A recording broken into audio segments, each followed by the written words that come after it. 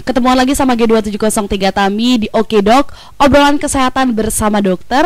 Dan kali ini kita sudah kedatangan satu narasumber yang sangat luar biasa. Tami kedatangan Dokter Asman yang bakal ngebahas tentang serangan jantung. So, di belakang sana ya, kayaknya udah banyak banget deh info-info yang beredar tentang serangan jantung, tapi kita belum tahu itu kebenarannya seperti apa. Untuk itu langsung saja kita sapa Dokter Asman. Selamat pagi, Dok. Selamat pagi Mbak Tami. Oke, gimana Dok kabarnya hari ini? Sehat-sehat saja. Sehat ya, tetap baik semangat ya. Tetap semangat Tetap ya. semangat. Meskipun kita masih memerangi yang namanya pandemi COVID-19 ya, Dok, masih ya. banyak kasusnya. Masih banyak banget, tapi Ya. kita beralih dulu sedikit Siap. dari pandemi COVID-19, kita beralih ke serangan jantung juga yang nggak kalah berbahaya pastinya, Dok ya. Betul sekali. Oke, kalau kita ngomongin tentang serangan jantung nih, Dok, tapi pengen banget dong tahu sebenarnya apa sih yang dinamakan serangan jantung? Maksudnya secara medis itu serangan jantung seperti apa, Dok? Mungkin bisa dijelaskan? Baik, terima kasih Mbak Tami. Serangan jantung sendiri itu sebenarnya berasal dari dua kata ya. Kita sebut serangan dan jantung. Berarti itu adalah satu serangan yang terjadi pada organ tubuh kita di jantung. Secara fisiologis seperti itu. Dikenal juga dengan istilah angin duduk. Angin duduk itu istilah zaman lamanya. Sebenarnya bagaimana sih serangan jantung itu? Jadi serangan jantung itu kalau secara medis merupakan suatu serangan yang terjadi di mana rasa dominan yang terjadi adalah nyeri, rasa tidak nyaman, rasa sesak, rasa berat yang terjadi itu dominan di bagian dada. Apakah dada sebelah kiri, dada sebelah tengah, dan itu menjalar. Pada umumnya menjalar ke daerah-daerah tertentu seperti di dagu, leher, lengan sebelah kiri. Pada kasus-kasus tertentu bisa ke punggung belakang. Dan pada kasus-kasus tertentu terutama pada wanita bisa ke dada sebelah kanan dan itu tipenya sulit dilokalisir. Jadi dilokalisir itu maksudnya nggak bisa ditunjuk. Bukan di sini, tapi biasanya disebut seperti itu. Seperti itu Mbak Tami. Kalau gejala tambahan selain nyeri yang terjadi adalah nafas terasa berat, keringat dingin, terasa seperti ada angin-angin, badan tidak nyaman, dan itu dikenal oleh orang-orang dulu sebutannya adalah angin duduk. Seperti itu.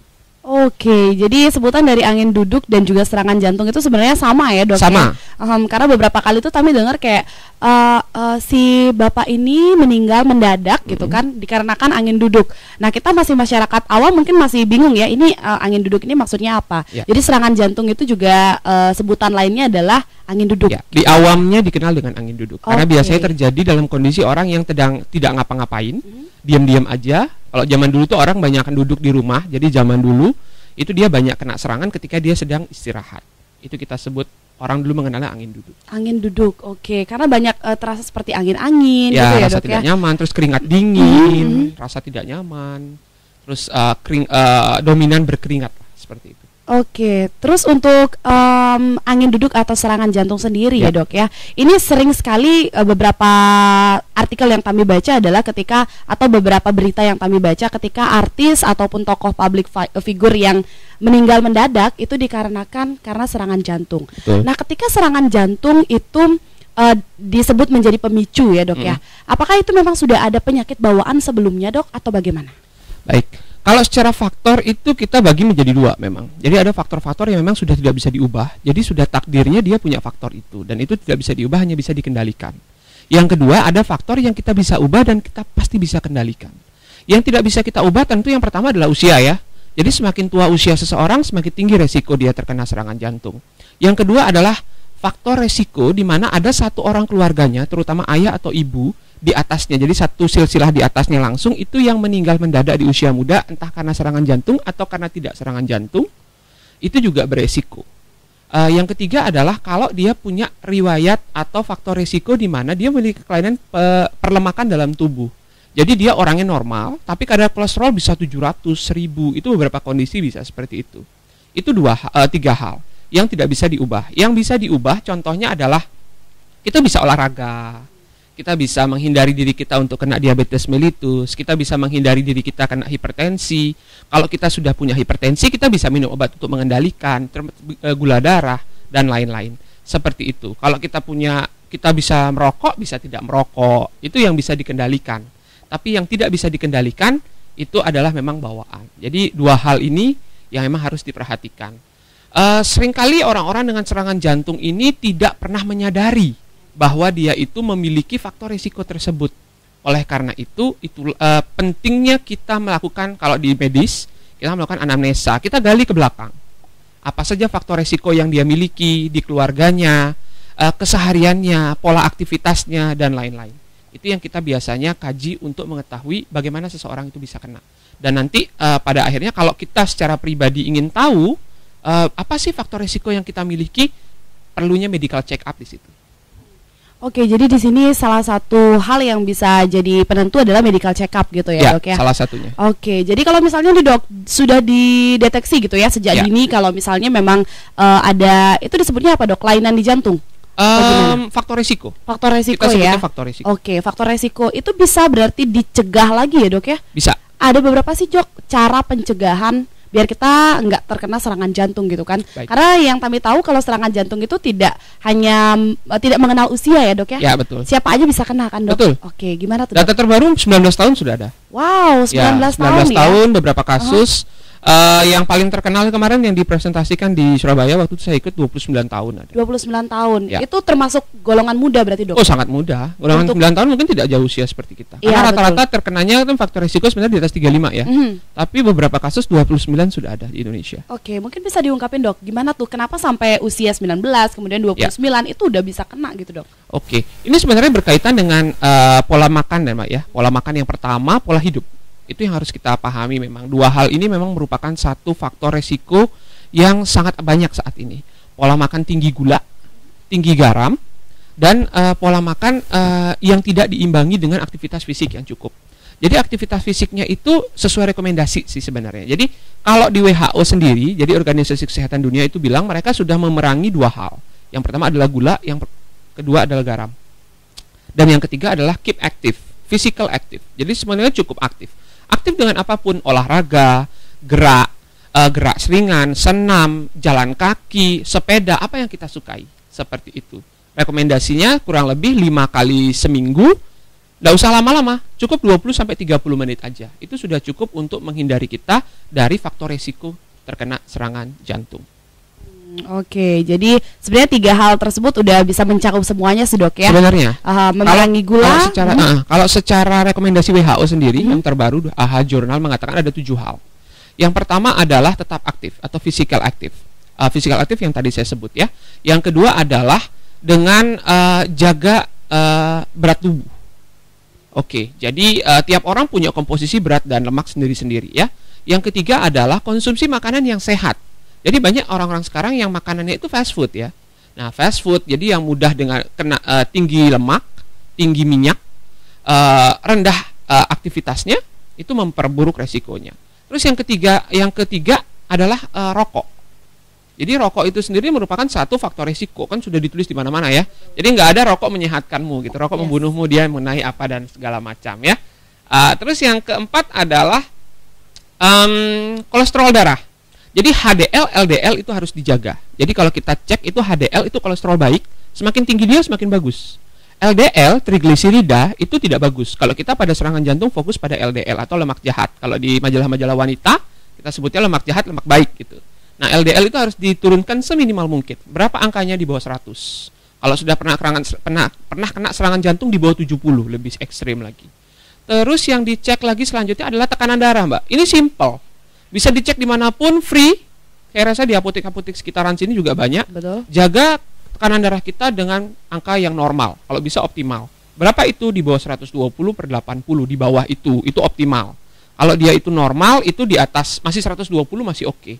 130 sudah nggak bagus, itu sudah prehipertensi. 140 lebih dari itu sudah hipertensi kategorinya. Seperti itu. Terus yang terakhir adalah jaga kadar gula di tubuh. Jadi kita harus mudah bisa mengecekkan gula darah, puasa 2 jam setelah makan. Kalau kita memang memiliki resiko diabetes, kita harus rutin cek. Kalau andai kata kita memang sudah memiliki diabetes, kita harus pastikan gula darah kita terkontrol dengan baik. Itu hal-hal yang direkomendasikan oleh American Heart Journal, review 2020 terakhir ini mengenai hal-hal yang bisa mencegah kita terkena serangan jantung. Oke, berarti faktor-faktor yang membuat kita terkena serangan jantung itu banyak sekali. Banyak ya, Dok, banget. ya? Banyak sekali. Berarti satu penyakit seperti misalnya diabetes itu juga bisa berkaitan dengan serangan jantung ya, Betul. Dok. Wah, berarti bukan cuma fokus di serangan jantung aja Sobat Ya. Guntur, tapi kita juga harus benar-benar memproteksi diri kita dari Ya. semua penyakit ya, karena satu penyakit bisa berkaitan dengan penyakit lainnya. Betul. Dari satu penyakit yang kita derita untuk pengobatan itu saja, oh sakit apa? Oh punya sakit DM. Tapi itu menjadi faktor risiko untuk munculnya serangan-serangan penyakit yang lain. Oke.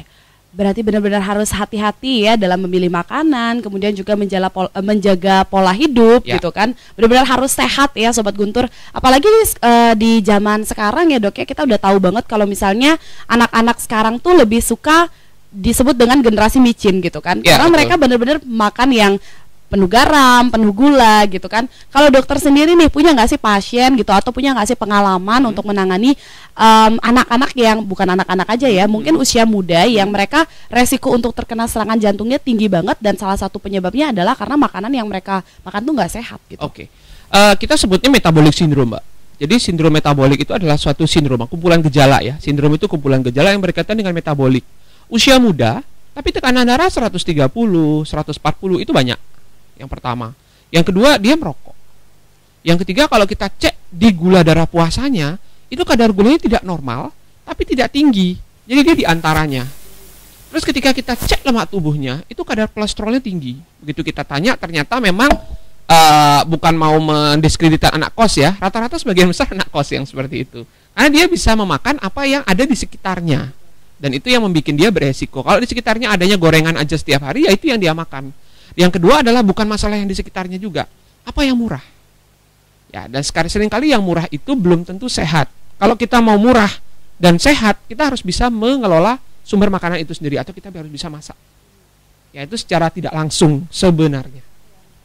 Betul sih Dok ya, karena pola hidup sehat itu dimulai juga dari salah satunya lingkungan ya Dok ya, Betul, faktornya ya. betul. Kalau misalnya anak-anak kos mereka cuma bisa masak mie instan aja, ya udah yang mereka makan adalah mie instan dan mie instan ya kan. Tapi kalau misalnya yang di rumah gitu kan, anak-anak rumahan disebutnya ya, mereka biasanya akan lebih terjaga karena ada orang tua yang mengontrol, kemudian juga ada orang tua yang memasak.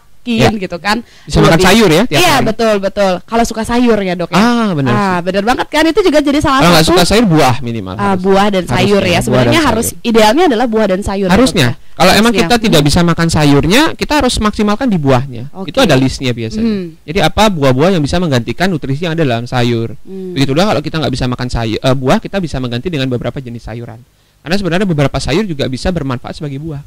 Oke, jadi mereka bisa saling melengkapi ya Dok ya.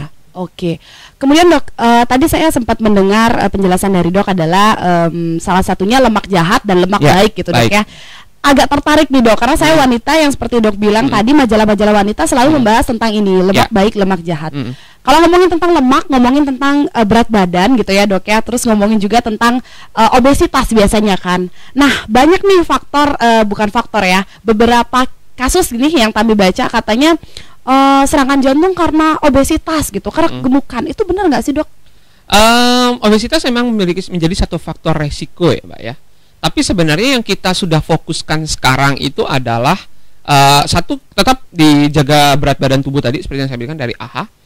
Jadi angkanya kita awasi supaya berat badan itu kalau bisa ideal. Tapi ideal itu tidak mudah ya.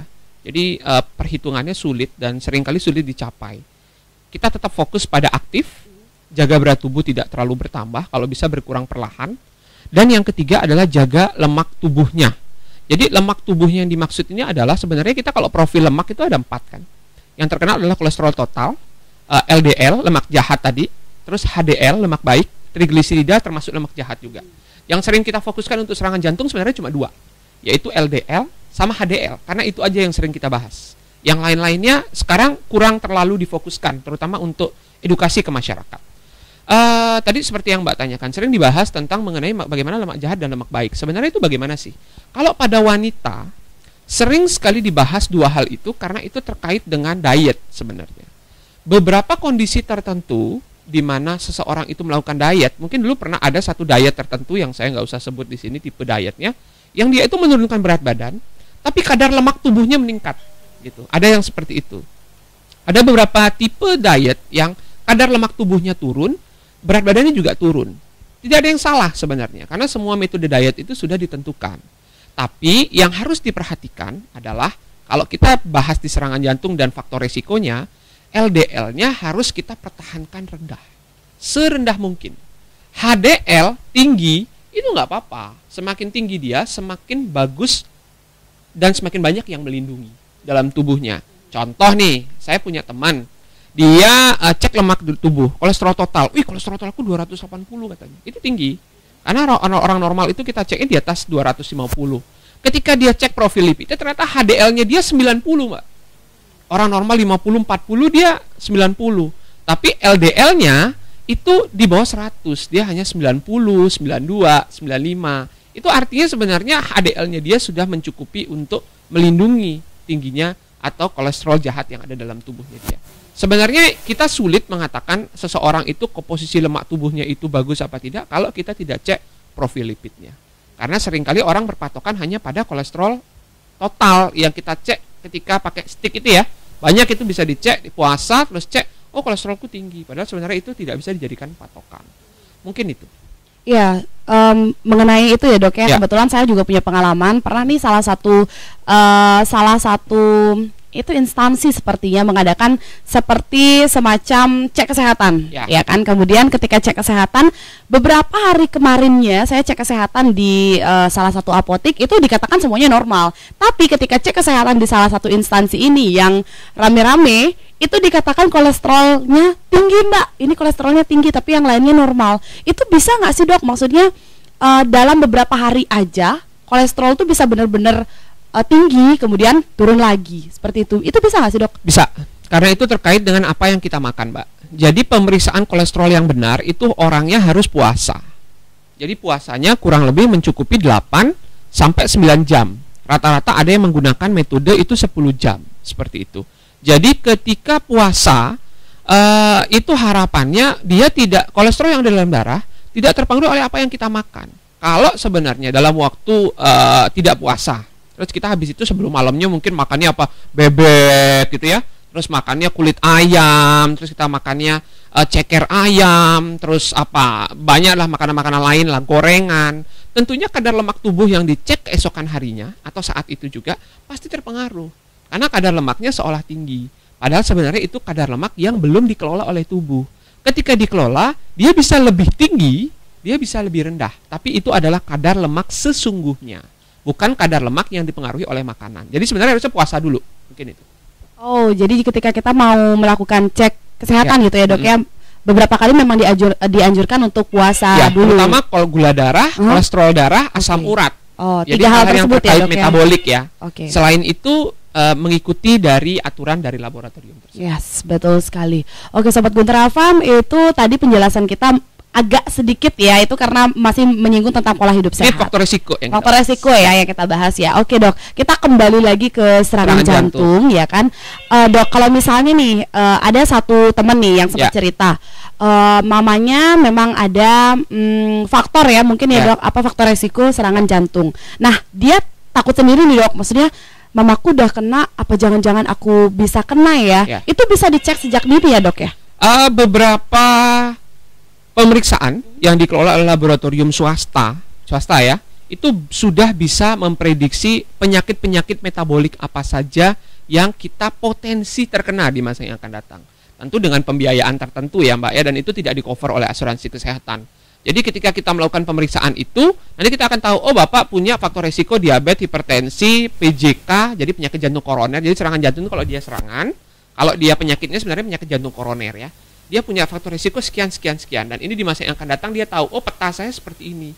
Jadi saya harus mengikuti pola hidup sehatnya yang begini, dietnya begini, dan lain-lain. Itu bisa. Dan di beberapa laboratorium swasta di Indonesia, yang cabangnya udah ada di mana-mana, itu bisa diprediksi dengan pembiayaan yang dibayarkan sendiri tentunya. Oh, berarti sudah bisa diprediksi ya dok ya? Bisa. Tentunya dengan kita datang ke laboratorium dan konsultasi langsung di sana gitu ya. Oke, sobat Guntur Afam, sepertinya pembicaraan kita benar-benar sangat alot ya. Banyak sekali pertanyaan-pertanyaan yang masih ada di otaknya Tami. Tapi kita harus break dulu sejenak sobat Guntur, karena ada beberapa iklan yang akan lewat ini. Nanti di session kedua kalian bisa joinan di 23455. Pastinya kalau misalnya punya pertanyaan-pertanyaan yang berkaitan dengan serangan jantung. Untuk selanjutnya kembali saya alihkan ke rekan Rangga, silakan. Baik, terima kasih untuk rekan Rangga. Nampaknya sudah ada satu penelpon yang sangat tidak sabar ya. Dari tadi pagi sudah berdering teleponnya. Langsung aja deh, kayaknya kita sapa. Ada siapa sih di sana? Selamat pagi. Selamat pagi, Selamat Pak pagi. Dr. Asman dari Pak Chandra. Pak Chandra di mana? Ya, Ibu, saya mau nanya dua pertanyaan. Apakah penyakit jantung itu keturunan, umpamanya misalnya ayahnya? Terputus untuk Bapak Chandra. Sekali lagi bisa menelpon kembali di 23455. Begitu juga dengan Sobat Guntur lainnya yang juga ingin bergabung. Langsung saja saya sapa kembali. Selamat pagi. Selamat pagi dengan siapa? Bapak Dede. Dede di Bakti Raga. Oke, Bapak Dede di Bakti Seraga, silakan langsung pertanyaannya. Itu kan katakan penyakit jantung sering tidak disadari, sering orang tidak tahu, tapi tiba-tiba sudah ada serangan jantung. Mohon Pak Dokter bisa memberikan petunjuk apa saja yang bisa menjadi tanda-tanda biar kita bisa cepat berobat untuk mencegah serangan jantung. Terima kasih. Oke, terima kasih untuk Bapak Dede yang ada di Bakti Seraga sudah bergabung di 23455. Untuk penelpon selanjutnya kembali Tami Sapa. Selamat pagi. Ya, selamat pagi Tami. Selamat pagi, dengan siapa di mana? Tunggi, Murah Rai. Gongde Ngurah Rai, silakan langsung pertanyaannya. Ya, selamat pagi Pak Dokter. Pagi. Ini begini Pak Dokter ya. Kalau Gongde kan sakit, bukan sakit jantung, pembawaan jantung bocor dari lahir. Bapak juga seperti itu, jadi Gongde mengikuti seperti itu. Tapi kalau Bapak Gongde sudah ganti jantung, gitu. Sekarang jantung pergantian yang kedua.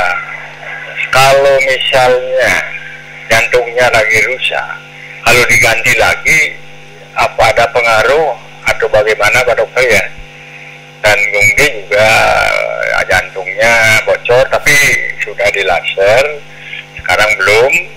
Tapi karena mencari jantung itu susah, yang susah adalah kalau jantung sih banyak, tapi diameternya yang agak sulit. Kalau ganti jantung yang kedua itu ada pengaruh atau enggak? Itu aja Dok, terima kasih waktunya. Om, santai Om. Oke, terima kasih untuk Gongde yang ada di Ngurah Rai yang juga sudah joinan di 23455. Masih kami buka 23455. Jadi untuk Sobat Guntur yang masih mau mengajukan pertanyaan ya, langsung saja ke 23455. Kembali Tami Sapa sekali lagi. Selamat pagi. Untuk Sobat Guntur yang menggunakan streaming, memang kami akui ada jeda atau ada delay. Jadi setelah delay selesai, silakan langsung mengajukan pertanyaan. Sepertinya ini untuk Sobat Guntur yang menggunakan streaming ya. Jadi tidak menggunakan radio konvensional. Jadi memang ada delay. Setelah delay selesai, silakan langsung mengajukan pertanyaannya.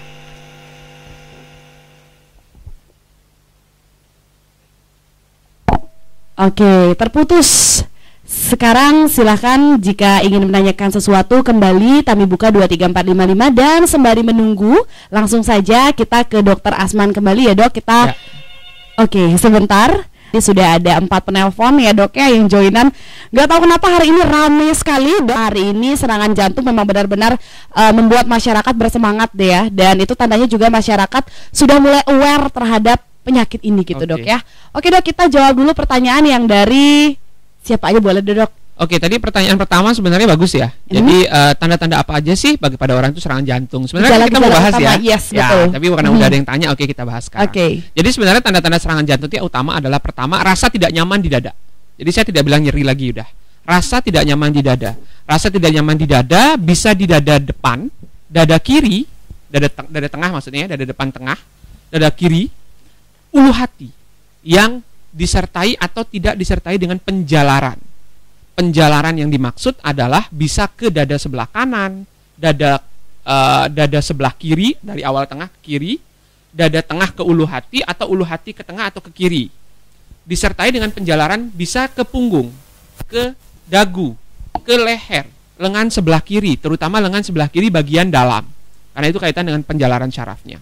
Nyerinya tipenya itu nyeri yang terasa seperti sesuatu benda berat yang ada di dada. Seperti kita tertimpa suatu benda berat, sehingga nafasnya itu akan terasa seperti lebih sulit gitu menarik nafas. Entah terasa seperti perasaan sesak atau perasaan sulit mencari nafas. Seolah-olah nafasnya itu seperti berat diambilnya, kurang lebih seperti itu. Dan nyerinya tidak bisa ditunjuk, nyeri dadanya atau rasa tidak nyaman di dada. Jadi kita tanya gimana rasanya? Nggak enak. Di mana? Nggak tahu, pokoknya nggak enak gitu. Di sini dah pokoknya. Yang lebih khas lagi adalah ketika serangan jantungnya itu sangat amat tipikal, dia akan datang dengan kondisi seperti ini. Dia akan memegang tangan kanan atau tangan kirinya akan memegang dada tengah atau dada sebelah kiri. Ini kita sebut tanda Levine. Itu khas sekali pada orang dengan serangan jantung. Serangan tambahannya atau gejala tambahannya yang terjadi adalah keringat dingin tanpa aktivitas ya, keringat dingin, ada mual, terus bisa disertai dengan muntah, rasa kepala seperti ringan, seperti pusing-pusing. Kalau orang bilang itu kayak mau jatuh gitu, kayak melayang. Itu gejala-gejala tambahan yang bisa terjadi. Itu gejalanya. Terus lama waktunya. Jadi rata-rata kalau orang dengan serangan jantung itu berbahaya karena dia serangan jantungnya itu rata-rata tidak berlangsung dalam waktu yang cepat. Jadi dia itu berlangsung dalam waktu yang serangannya itu lumayan lama. Jadi dia lebih dari 20 menit, Mbak. Kalau masih kurang dari 20 menit itu kita masih lebih tenang karena belum tipikal banget untuk serangan jantung yang berbahaya. Jadi ada serangan jantung yang memang terjadi di mana itu udah tidak bisa dikompensasi oleh tubuh kita. Itu lebih dari 20 menit. Dan biasanya terjadi dalam kondisi kita sedang istirahat, itu lebih berbahaya lagi. Kalau sedang aktivitas, terus setelah aktivitas berhenti, itu sudah hilang gejalanya, kita bisa tenang karena kita masih punya waktu untuk memeriksakan diri. Tapi ketika dia tidak hilang, segera lari ke instalasi gawat darurat 24 jam.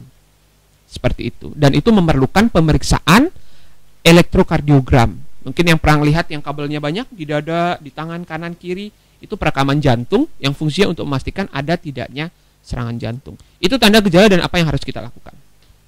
Oke. Pertanyaan tadi apa lagi ya? Pertanyaan dari Pak Chandra selanjutnya adalah santan, Dok. Oke, santan. Santan ya. Jadi sebenarnya ini klasik ya, Mbak ya. Santan ini adalah makanan khas Indonesia. Jadi di beberapa daerah memang hampir semua daerah kayaknya ya. Makanan itu enak kalau dicampur santan gitu. Betul. Gurih-gurih gitu ya, apalagi santannya kane ya katanya orang-orang ya. Nah, itu kan gurih banget gitu makanannya. Di balik kegurihan yang ada itu, dia juga mengandung banyak lemak jenuh sebenarnya, Mbak. Terutama dalam kondisi setelah dimasak. Apalagi setelah dihangatkan.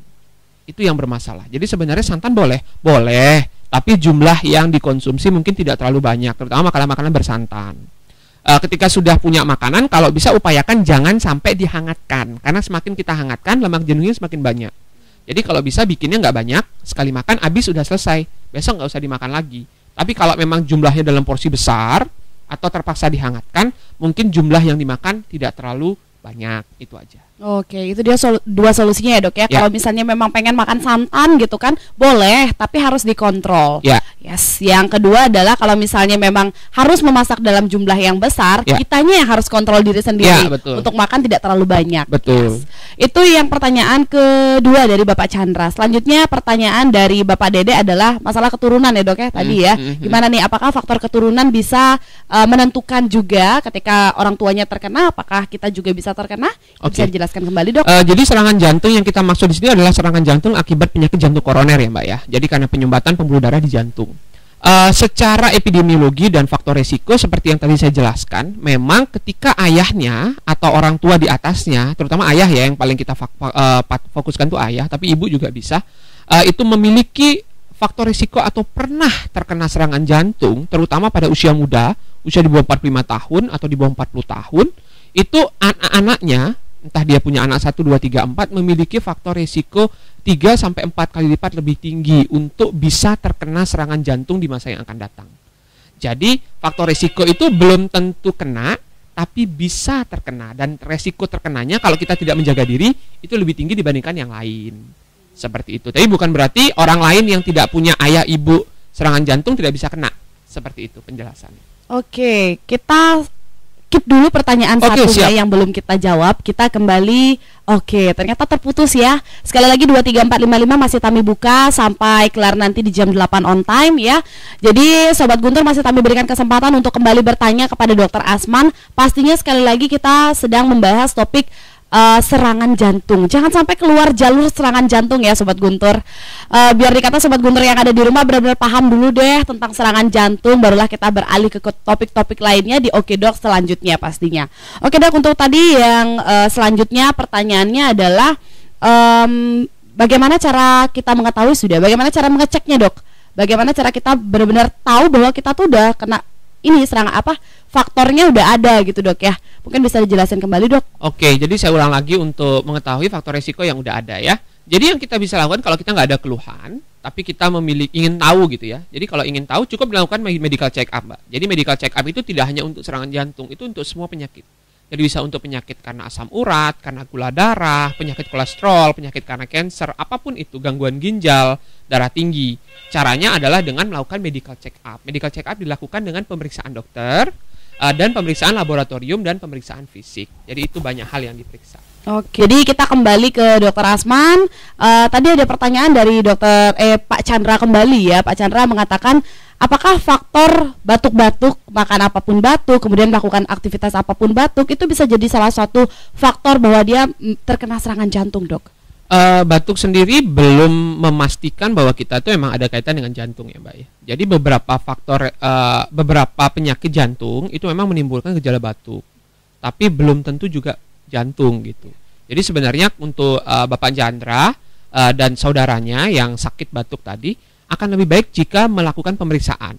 Jadi dilakukan pemeriksaan di dokter untuk mengetahui batuk saya ini batuk karena gangguan di paru, atau batuk karena gangguan di jantung, atau hanya batuk karena radang saluran pernapasan karena terlalu banyak gorengan. Tadi kan katakan kan terlalu banyak gorengan. Kalau kita terlalu banyak makan gorengan itu memang radang. Salah satu gejalanya adalah seperti batuk gitu.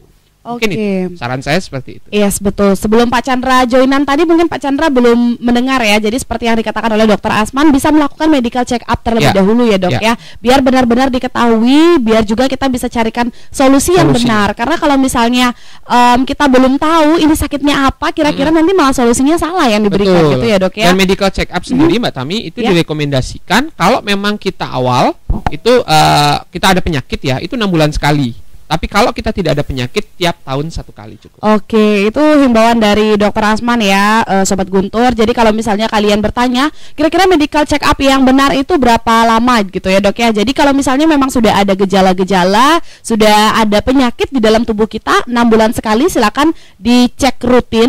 Tapi kalau misalnya ngerasa nggak ada gejala, sehat-sehat aja, itu tetap harus dicek Sobat Guntur. Sobat Guntur bisa cek 1 tahun sekali ya dokter ya, di laboratorium yang ada pastinya. Oke Dok, sepertinya 23455 tidak berdering lagi. Jadi kita kembali ke pembicaraan kita. Tadi saya pengen banget nanyain Dok ya, kira-kira di Indonesia ini nih serangan jantung itu berapa banyak sih Dok yang kena? Oke, jadi kita bahas secara dunia dulu ya. Oke. Jadi kalau di dunia itu data 2020 itu mengatakan bahwa kardiovaskular atau penyakit jantung atau serangan jantung itu tersendiri termasuk di dalamnya itu menempati nomor 1. Jadi termasuk stroke juga. Jadi stroke itu kan karena pembuluh darah ya. Jadi kita masukkan ke kardiovaskular. Jadi nomor 1 angka kesakitan dan kematian di dunia. Nomor 1. Dengan persentase 31% secara dunia. Kalau di Indonesia berapa? Data dari perkumpulan kardiovaskular Indonesia, dari Perki Indonesia tahun 2019 maaf.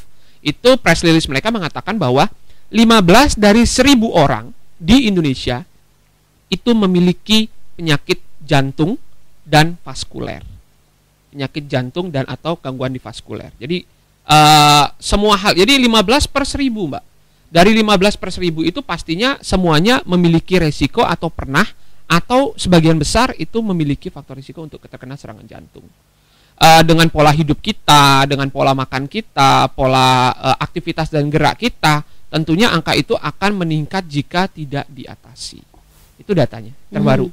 Itu yang terbaru ya Dok ya? 15 dari 1000. Wow, itu benar-benar kalau menurut kami tinggi ya dok ya? Sangat tinggi. Karena jadi nomor 1 bahkan ya dok Sangat ya? tinggi. Di dunia ya? Di dunia. Di dunia. Di Indonesia nomor 1. masih tetap nomor 1. Di Indonesia juga nomor 1. Masih tetap nomor 1. Waduh, ini dia salip-salipan ya? dengan stroke ya. Wah, salip-salipan ya. Ya. Benar-benar, tapi berarti penyakit ini kita nggak bisa remehin ya dok ya? Nggak bisa. Benar-benar harus diketahui lebih dalam. Hitungannya menit mbak. Menit ya, Ya, wow. serangan jantung itu hitungannya menit. Jadi ketika dia ada serangan jantung di mana aliran jantungnya itu terbuntu secara mendadak dan itu tidak bisa dikompensasi oleh tubuh kita, jantung akan bergetar dan akan berhenti. Oke. Tapi kalau penyakit-penyakit lain itu masih ada waktu jam. Penyakit-penyakit paru-paru rata-rata tahun. Tapi kalau penyakit karena serangan jantung ini hitungannya menit. Jadi harus cepat. Benar-benar nggak bisa diprediksi ya dok? Nggak ya? bisa. Karena pakai menit ya. Ya. Oke. Next ya dok, pertanyaan selanjutnya adalah tadi sesuai dengan pertanyaannya dari Bapak Chandra, ketika satu orang orang tuanya gitu kan, keturunannya bisa nggak sih kena, dan itu bisa aja gitu Bisa. kan dok. Nah kalau kita nih misalnya udah tahu kan, orang tua kena nih, kapan sih dok waktu yang tepat untuk kita sebagai anak melakukan pengecekan juga? Segera. Sesegera mungkin Ya, ya. sesegera Ada mungkin. batas usia berarti dok? Kalau untuk batas usia kita patokannya sebenarnya kalau kita merasa sehat-sehat saja, itu kalau laki-laki yang terbaru ini udah secara kardiologi ya, itu di atas 35. Untuk laki-laki di atas Laki-laki 35. di atas 35. Oke. Tapi kalau wanita sebenarnya masih cenderung aman. Aman. Kenapa kita katakan aman? Terutama untuk lemak ya. Karena wanita itu menstruasi. Oke. Menstruasinya wanita itu bahan untuk menstruasinya, hormonnya itu diambil dari lemak tubuh. Makanya ketika wanita itu menopause atau berhenti menstruasi, dia akan lebih tinggi kadar kolesterolnya dan lebih gemuk. Itu alasannya. Dan itu berkaitan dengan faktor resiko serangan jantungnya karena gemuknya dan karena lemak tubuhnya. Tapi kalau pada laki-laki, dia tidak di lemak tubuhnya tidak dibikin jadi hormon untuk testosteronnya, untuk kejantanannya gitu ya. Sehingga ketika dia ada lemak tubuh, dia akan lebih tinggi resikonya untuk terkena serangan jantung itu sendiri. Sebenarnya seperti itu. Ketika tubuh kita memang memiliki komposisi lemak yang tidak stabil, maka lemak itu nempel dia mbak di seluruh pembuluh darah. Kalau dia nyangkutnya nanti tempelannya itu di jantung dominan dan dia pecah tempelannya itu, dia akan mencetuskan serangan jantung. Kalau di otak dia akan mencetuskan stroke. Waduh, mendengarnya saja sudah merinding rasanya dok ya, karena ternyata benar-benar bahayanya luar biasa ya. Ya Dan dok, ini ketika, kronik ya, penyakit tahunan sebenarnya. Iya Makanya betul. faktor resiko itu tadi saya tekankan sekali, faktor resiko itu penting. Karena kalau kita ngelihat sudah orang, serangan jantung gitu, kita nggak ngelihat 5-10 tahun sebelumnya.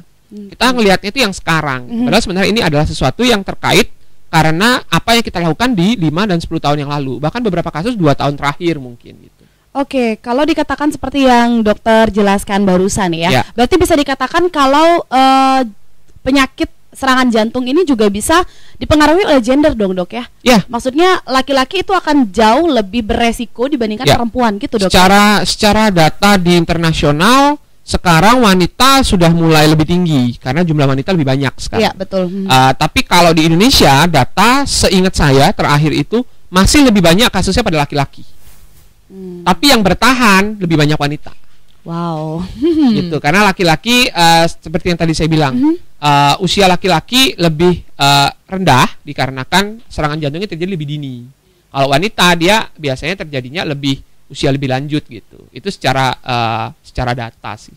Berarti kalau misalnya laki-laki ataupun perempuan yang memang orang tuanya sudah ada riwayat untuk terkena gejala serangan jantung ini ya, kena serangan pernah jantung. kena serangan jantung ini, berarti memang harus lebih aware dan siap untuk check up-nya itu. Kita harus tahu usianya gejalanya. 35 ya, Dok? Ya, ada laki-laki di atas 35. Kalau wanita di atas 40 45 masih oke. Masih oke. Masih Wah, oke ya. Jadi Tahun sekali aja tadi. Setahun sekali medical benar check up yang ya. sudah kita Bahasan. jelaskan tadi ya. Jadi untuk Sobat Guntur yang mungkin tadi udah banyak yang joinan, kemudian mereka atau kalian udah ini ya, aduh orang tua kena nih, aku gimana, ya udah langsung aja segera dicek ya, medical check up setahun sekali. Kebetulan nih Dok, Tami punya pertanyaan yang sedikit mirip ya dengan Pak Chandra, karena beberapa kali Tami baca kasus itu public figure banyak yang mengalami serangan jantung ketika mereka selesai berolahraga gitu kan, atau selesai melakukan aktivitas. Sementara kita memang dihimbau untuk tetap aktif melakukan aktivitas. Betul. Nah, itu gimana ya Dok ya? Apa bisa mungkin faktor kecapean menjadi salah satu faktor yang membuat kita terkena serangan jantung, atau ada faktor lainnya Dok? Ya. Jadi sebenarnya memang olahraga yang direkomendasikan itu adalah aktivitas yang sesuai dengan usianya, Mbak. Jadi usia kita itu menentukan aktivitas yang bisa kita kerjakan. Kalau usia sudah di atas 40, 45, mulai pertimbangkan untuk tidak melakukan tipe olahraga yang terlalu berat. Olahraga yang kompetitif itu dikatakan sebagai olahraga yang berat. Seperti olahraga-olahraga futsal, sepak bola, itu yang kompetitif ya. Bahkan beberapa kasus tertentu olahraga-olahraga yang tidak kompetitif seperti golf, itu karena stresnya tinggi, itu kena serangan jantung juga udah mulai banyak gitu. Jadi sebenarnya ini berkaitan dengan stres fisik dan stres pikiran. Olahraga yang direkomendasikan itu sesuai dengan usia itu banyak. Kita bisa lihat di Google ya, kita googling itu olahraga sesuai dengan usia kita sekian, olahraga yang bagus ini, usia kita sekian, olahraga yang bagus ini, usia kita sekian, olahraga yang bagus sekian. Ketika sudah itu kita tentukan jam dan waktu berapa lama kita boleh mengerjakan olahraga pun ada hitungannya. Secara umum ada. Kalau secara pribadi sebenarnya kita bisa berpatokan pada detak jantung.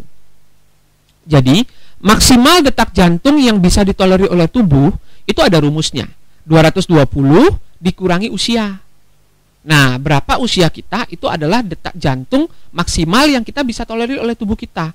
Jadi kalau usia saya 20 tahun contohnya, berarti karena 220 kurang 20 berarti 200. Kalau udah menuju dekat-dekat segitu, segera stop gitu detak jantung. Makanya itulah kalau di film-film, kita lihat film-film tapi luar negeri ya, ketika dia pingsan atau pusing atau pingsan di tengah jalan, dia pasti langsung mengecek orang ini sadar apa tidak, nadinya ada apa tidak dan berapa, seperti itu. Karena itu menentukan orang ini over exhausted, terlalu lelah dalam olahraganya ya atau tidak. Jadi sebenarnya semua itu kembali lagi Pak Chandra tadi, olahraga sesuai dengan usia. Jadi ditentukan usianya kita berapa, olahraganya apa, dan berapa lama. Itu semua ada penentunya. Oke, jadi selama ini ketika kita membaca artikel atau membaca berita yang mengatakan kalau serangan jantungnya karena kecapean gitu ya, karena bisa jadi memang dia aktif, karena banyak sekali kami baca kasus-kasus seperti ini, Dok.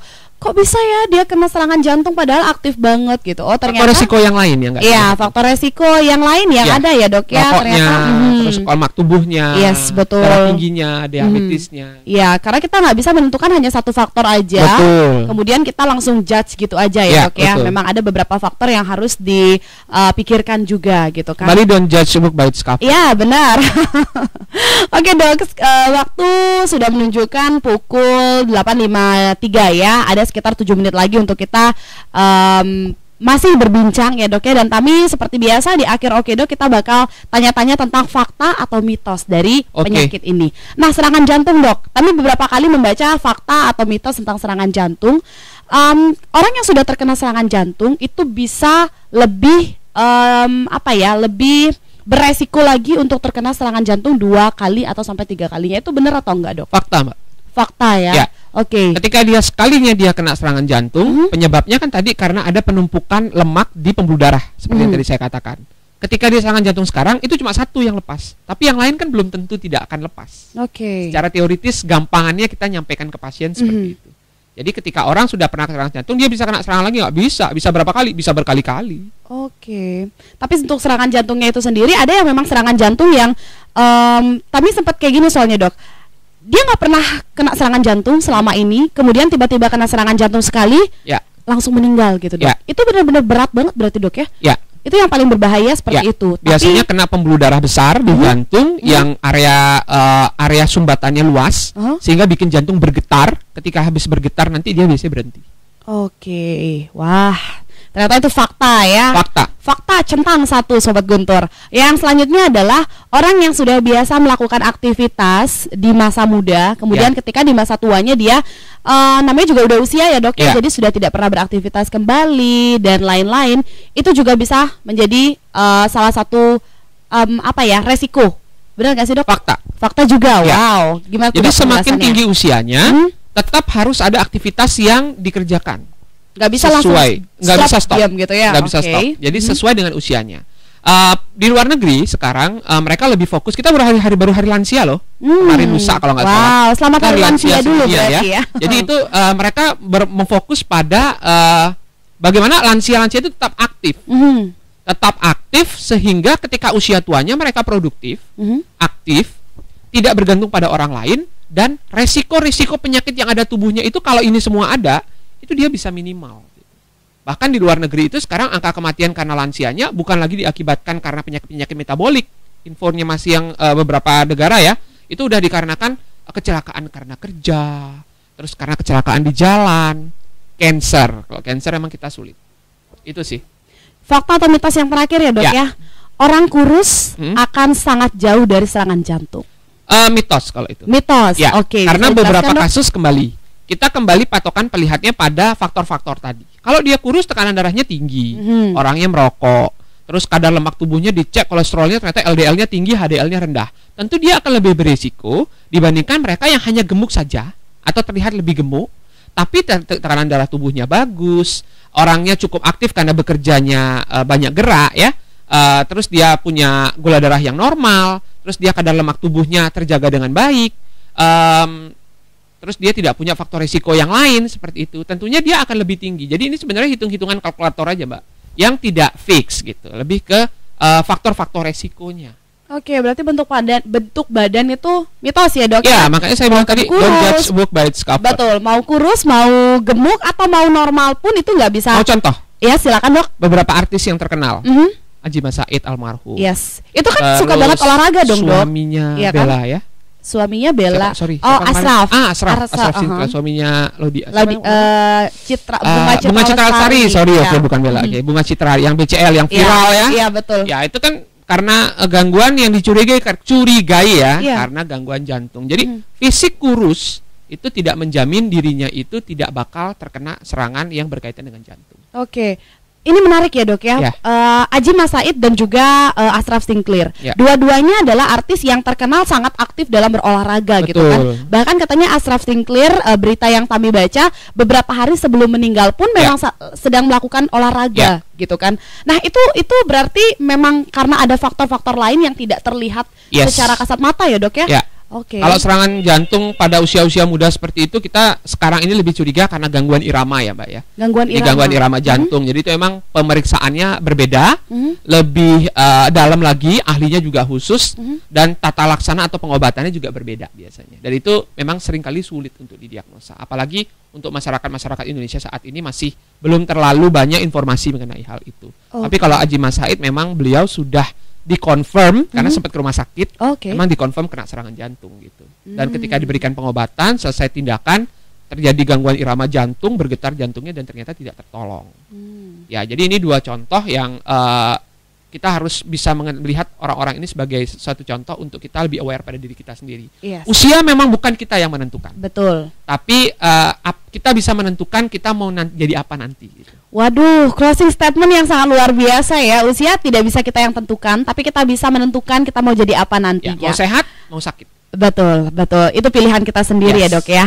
Wah, Sobat Guntur Afam, 1 jam sudah kita berbincang bersama Dr. Asman pastinya mengenai serangan jantung. Sudah banyak sekali Sobat Guntur yang joinan di 23455. Kami ucapkan terima kasih banyak untuk Sobat Guntur yang masih stay di Oke Dok, obrolan kesehatan bersama dokter. Terima kasih juga untuk Dr. Asman. Terima kasih banyak Mbak yang sudah meluangkan waktunya ya mengedukasi masyarakat tentang serangan jantung yang ternyata sangat berbahaya ya. Oke Sobat Guntur FM, demikian obrolan kesehatan edisi hari ini, hari Minggu 31 Mei 2020 barengan sama G2703 Tami.